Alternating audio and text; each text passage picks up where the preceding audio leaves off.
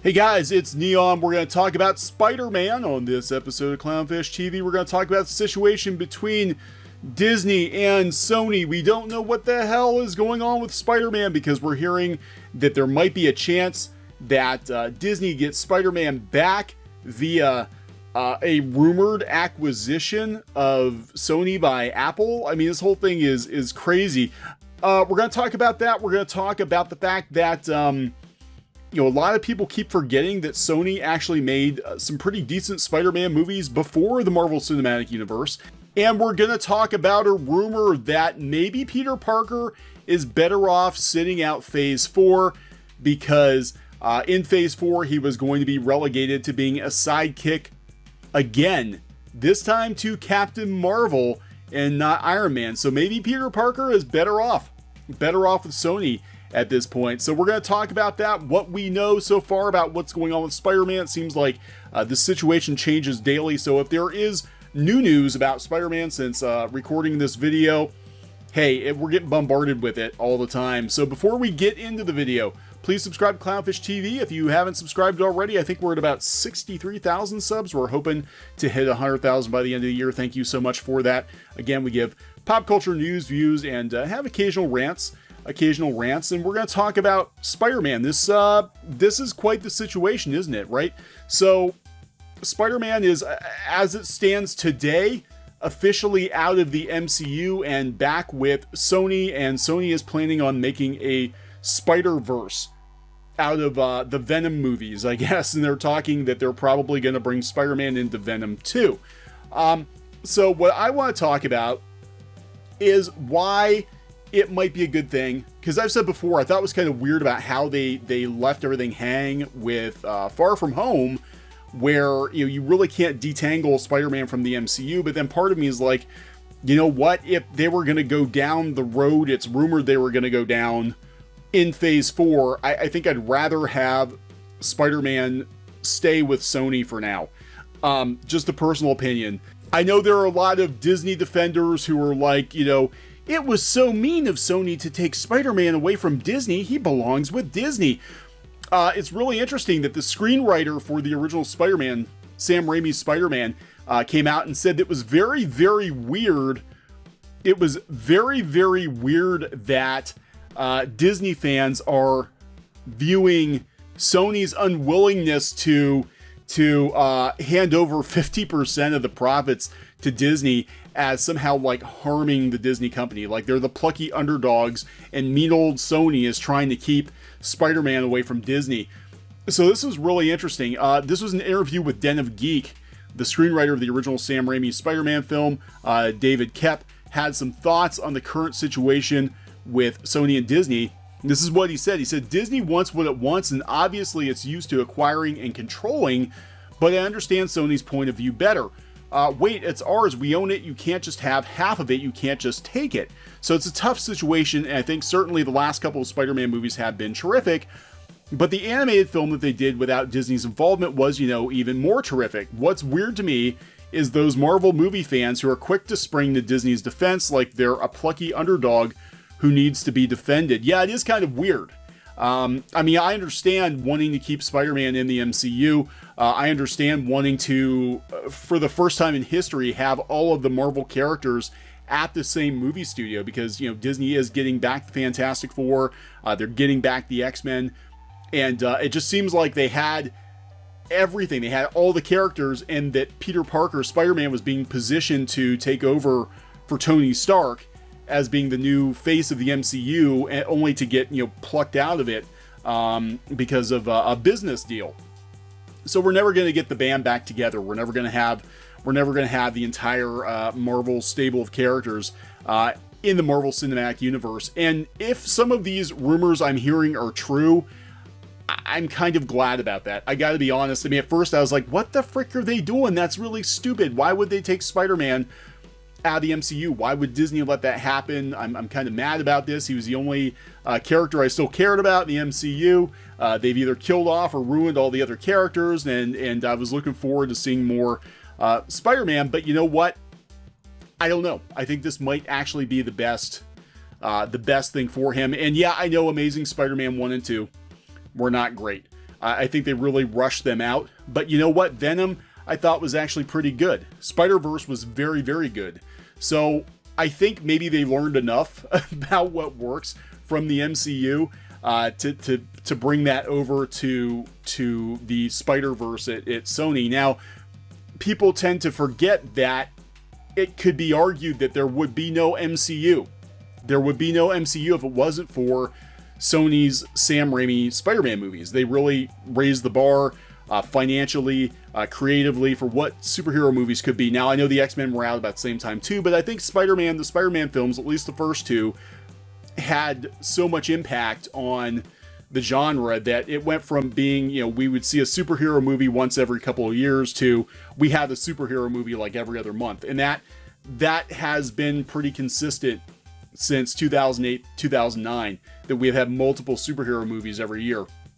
Some would argue we've got too damn many superhero movies, but I digress. So there's some stuff going on here, and I gotta wonder. Now, I wondered aloud. I said that there is a bit of smug satisfaction in seeing Disney not be able to have that last Infinity Stone. They thought they had it. They got the rest of the stones, and guess what? They're losing one of the stones. They're losing Spider-Man. They don't get everything. They don't get everything. So, that is kind of a blow, especially with Spider-Man, who's one of their most popular characters and who was the mascot for the Marvel Universe for many, many years. So we're going to talk about this Sony Apple thing again. We talked about it in a previous video regarding the anime industry. I don't know if it's going to happen. I have no idea. But Bob Iger stepped down from the Apple board of directors when Apple announced Apple Plus, and Bob Iger's pretty chummy with Tim Cook over at Apple. So Iger, being on the board of directors, he would have known about what Apple was doing for a long time. I mean, the public knew about it. They just didn't know when and what the price point was going to be.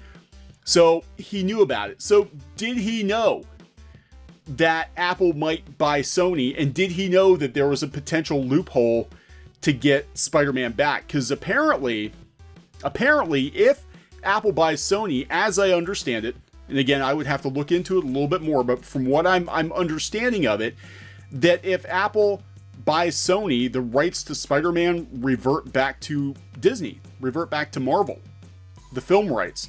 So could it just be like Bob Iger's like, well, I'm just gonna leave the room, guys, and you go do whatever you're gonna do, and I'm gonna play dumb.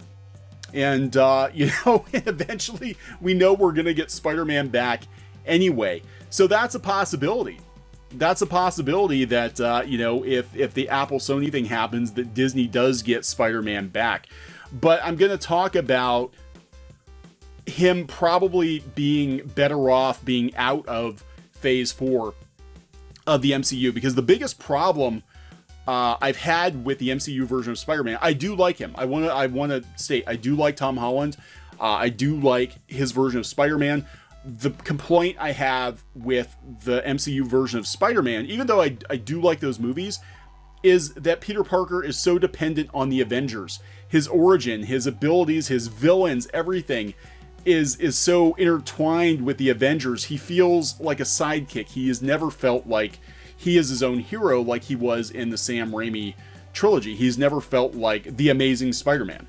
He just doesn't. He feels like just some kid that's, kind of like Marvin from the Super Friends. Like, he's not a full-fledged member of the Avengers. He's just tagging along for the ride. He owes his costume and his tech to Tony Stark. Even when he made his own costume in the last movie, he was using Avengers tech to do it. And it just never felt quite right.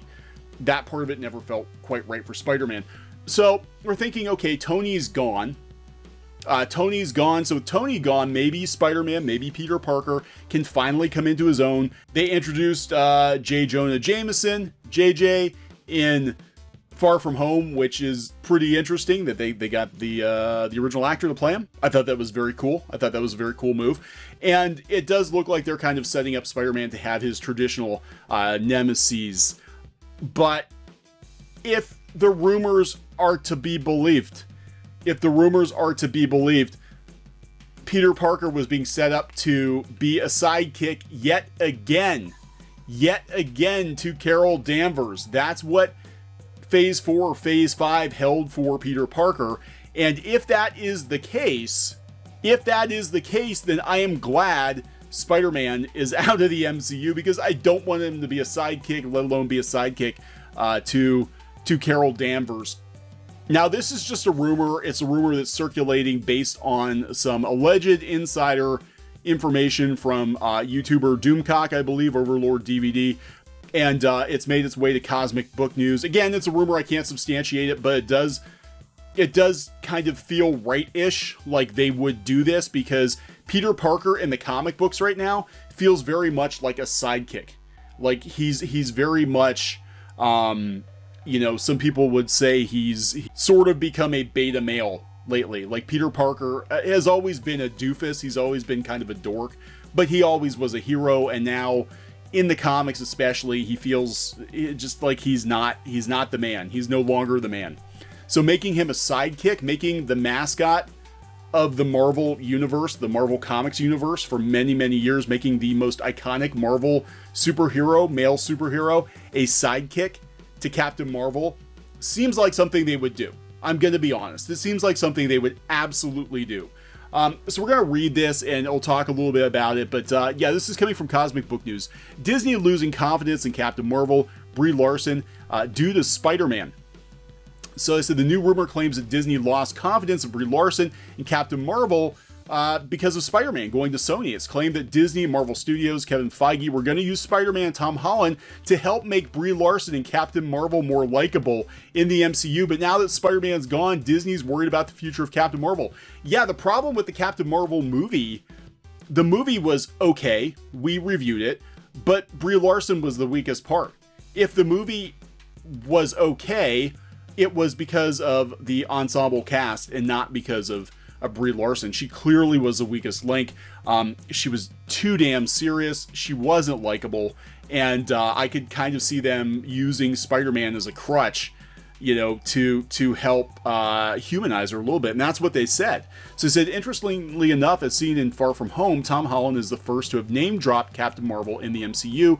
It's also interesting that Brie Larson was supposed to be the face of the MCU going forward. Yeah, and they pretty much flicked her out of Endgame. She was barely in Endgame. The new leader of the Avengers and the most powerful character in the MCU, Feige didn't announce Captain Marvel 2 as being part of Phase 4. That was interesting, which is heavily female-oriented, and Feige only hinted at the sequel being announced in the future. They don't know what they're going to do with her. You know, I mean, it might have made a lot of money, but I don't know if that's because people were really invested in the character or they were just invested in the MCU and they felt like they couldn't miss a movie. I don't know. Captain Marvel 2 has no writer, director, release date, or anything. Like, we don't even know what's going on with Captain Marvel 2. And I thought for sure she would have been Phase 4 because they gave her comic haircut. They gave her a new costume. You know, thought for sure she would be in Phase 4, and she's not. So they said that Tony Stark is even rumored to be coming back in the Black Widow prequel and rumored to be in an Ironheart Disney Plus series. I hope they don't do that. They just make him computer voice. Brie Larson was the new face of the MCU going forward. Captain Marvel and Carol Danvers would be a big part of Phase 4. Presently, they're not. That's true.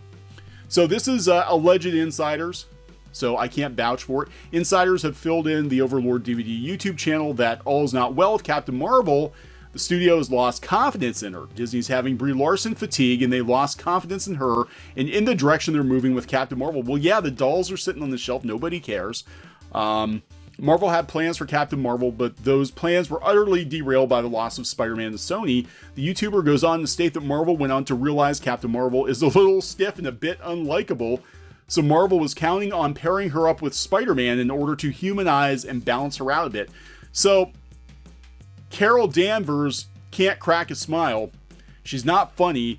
She's not likable, so they bring in Tom Holland's Spider-Man to try to warm audiences up to her. That actually sounds about right. That sounds about right. I can see them doing that. I totally could see them doing that. And he has been kind of relegated to sidekick status in the comics.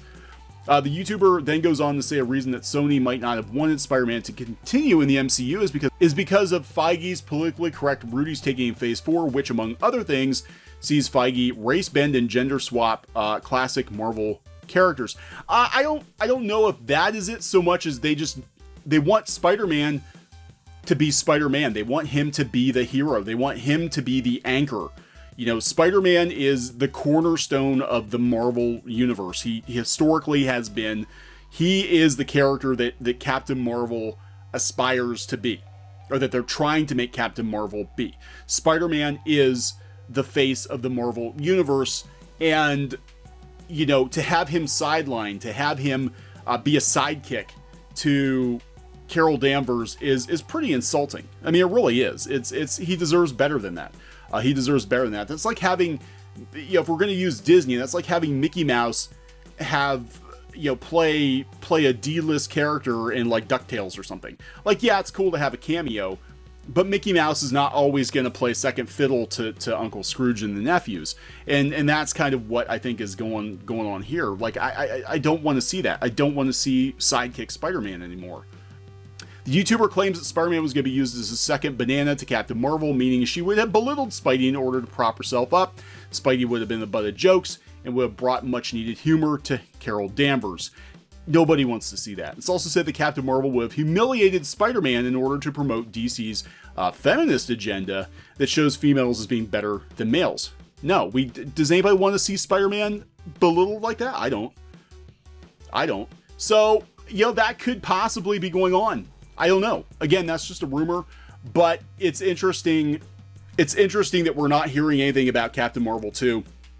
And it seems like everything is up in the air with Spider-Man right now. I personally, if that is the route they were going to go with Spider-Man, I think he's better off with Sony for now. Maybe they can work something out later, but Spider-Man really has to be his own hero. So please subscribe for more pop culture news, views, and rants here on Clownfish TV. We really appreciate it, and we'll talk to you guys later. Hey guys, thanks for watching Clownfish TV. Please consider supporting the channel. Go to clownfishsupport.com. That's clownfishsupport.com. And if you want to join our community, go to clownfishtalk.com. That's clownfishtalk.com. Please subscribe, ring the bell for notifications. We will talk to you next time.